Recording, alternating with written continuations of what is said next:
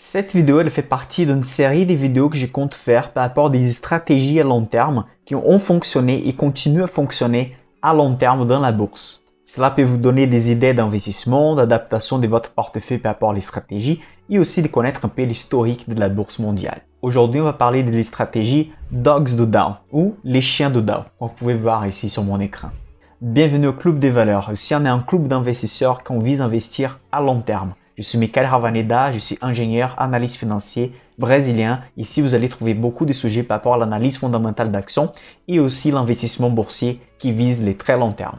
N'oubliez pas que vous pouvez commenter la vidéo, liker la vidéo et partager si vous trouvez les sujets intéressants. Déjà, il faut qu'on parle de l'indice Dow Jones parce que cette stratégie va utiliser cet indice comme référence. Le Dow Jones, c'est un indice boursier américain, un des plus anciens du monde. Cet indice boursier, il a été créé en 1896 par Charles Dow et Edward Jones.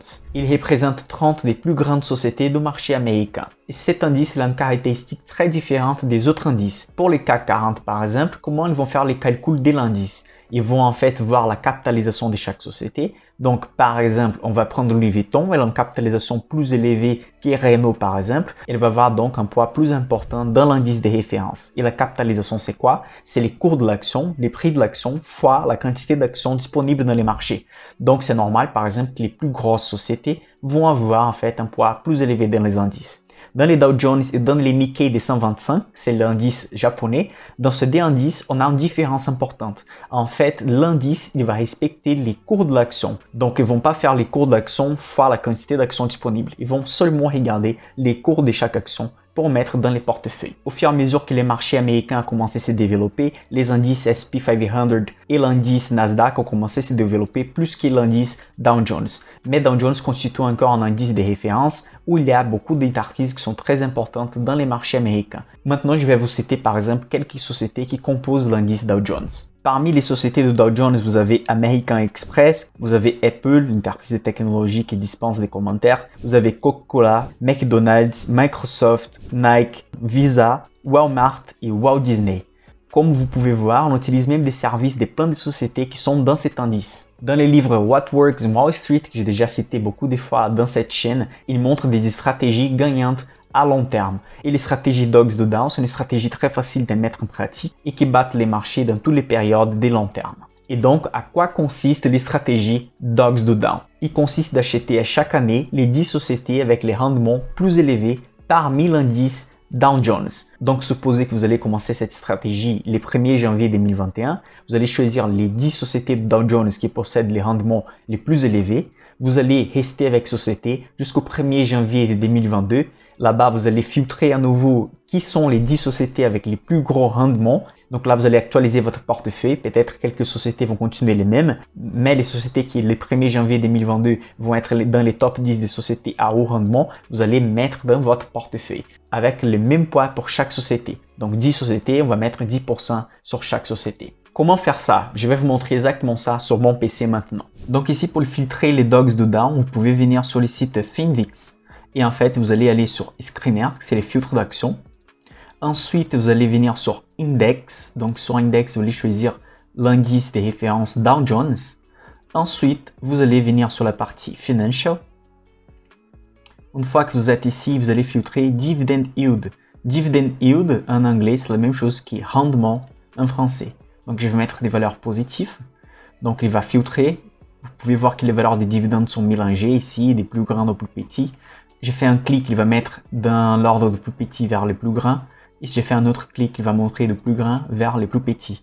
Donc ici, vous avez la liste des Dogs do Dow, les top 10, du premier à 10e société. Donc ici, vous allez dans la première place les CVX, c'est la société pétrolière américaine, la deuxième plus grosse entreprise pétrolière américaine. Vous avez IBM par exemple, vous avez Verizon, l'entreprise de télécommunications, vous avez Cisco, l'entreprise informatique qui aussi fournit beaucoup de produits pour les systèmes de protection, de télécommunications, etc.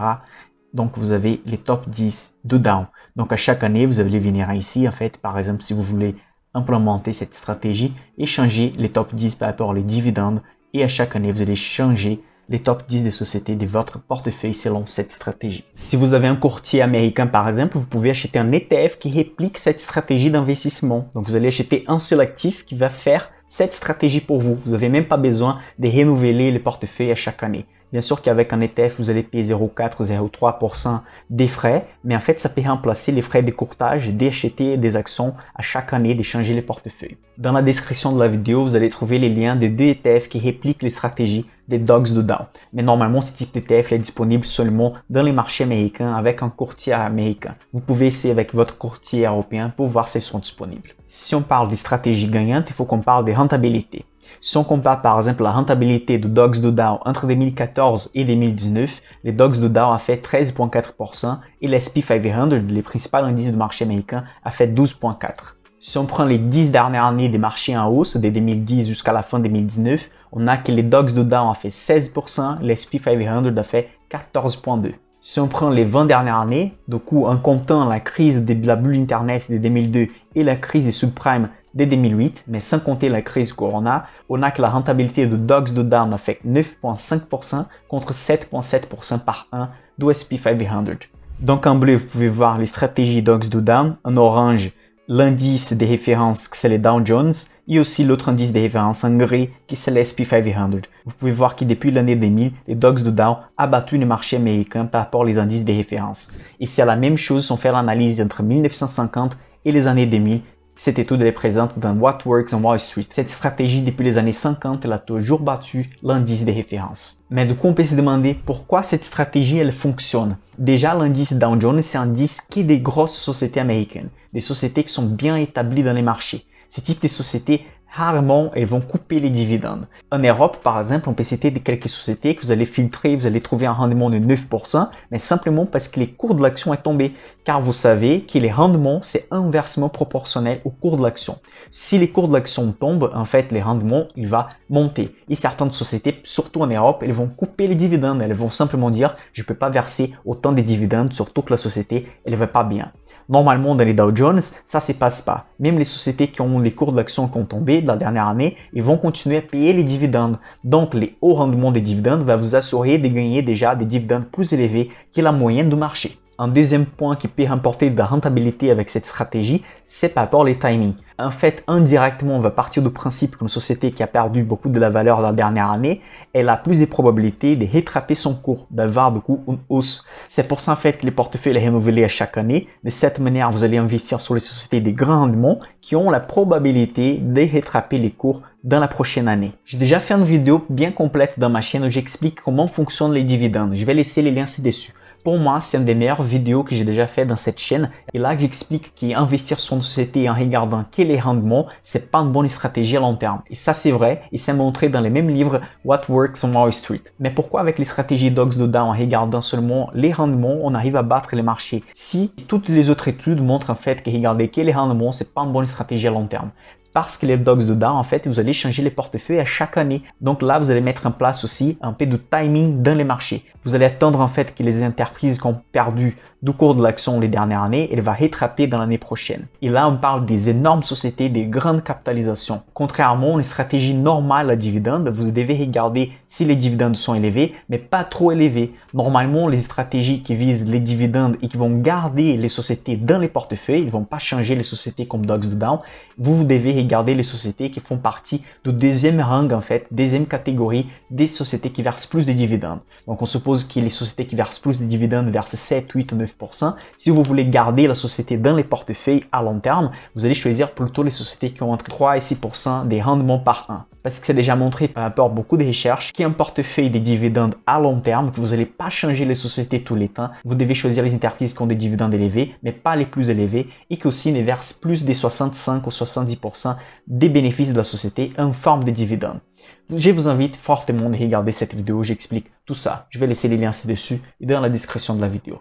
Donc, les succès de Dogs de Dow vient du fait en fait que dans cet indice, il y a des grandes sociétés qui presque jamais coupent les dividendes et que aussi vous allez jouer sur les timings du fait qu'elle a perdu les cours de l'action, donc les rendements est élevé et qu'on attend en fait une montée de cours de l'action pour la prochaine année. Donc là, je vais parler des inconvénients et des avantages des stratégies Dogs de Dow. Les premiers inconvénients, c'est que cette stratégie est appliquée au marché américain, donc elle n'est pas compatible avec les PEA. Donc vous devez investir avec un compte titre. Forcément, vous n'allez pas bénéficier en fait d'enveloppe fiscale de PEA. Un deuxième point critique, c'est d'échanger les portefeuilles tous les temps. Comme vous savez, j'investis à long terme, je préfère garder les sociétés dans les portefeuilles.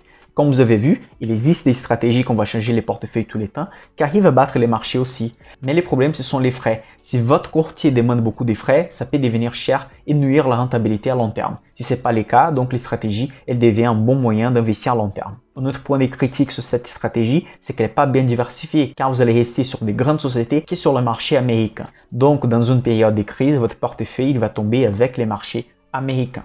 Si on parle des avantages, cette stratégie elle est très facile d'être mise en place. Vous pouvez choisir les 10 principaux rendements de l'indice Dow Jones et chaque année choisir les top 10 à nouveau et faire comme ça. Pas besoin d'analyse, pas besoin de passer de temps sur les portefeuilles. Les problèmes avec une stratégie comme ça, c'est plutôt psychologique. Il y a des gens qui vont pas arriver à passer 2-3 ans ou 5 ans en train de faire la même chose. Il suffit une année que cette stratégie va faire une rentabilité négative, que la personne elle pense que les stratégies ne vont plus marcher. Toutes les stratégies gagnantes qui existent avec les plus grands investisseurs de l'histoire, normalement elles passent 3 ans sur 10 dans les négatifs. Quand vous allez investir dans la bourse, si vous n'êtes pas préparé pour passer des années avec une épargne négative, au sens que vous avez mis 100 000 euros et après vous allez avoir 90 000 euros, si vous n'avez pas de la réserve pour acheter au moment des chutes, si vous n'êtes pas prêt psychologiquement pour voir des chutes à court terme et à moyen terme, donc vous devez penser des fois avant de commencer à investir beaucoup dans la bourse. Vous devez en fait s'y préparer psychologiquement.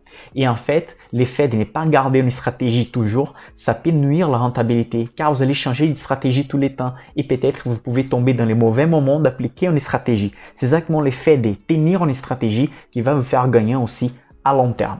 Je vais dédier une vidéo qui est à la avidité dans la bourse et les biais émotionnels. Ça va arriver à très bientôt. Pour aujourd'hui, c'est tout. Si vous avez bien aimé la vidéo, n'oubliez pas de liker, de partager et de commenter ci-dessus. Je suis Michael Ravaneda et on se voit à la prochaine.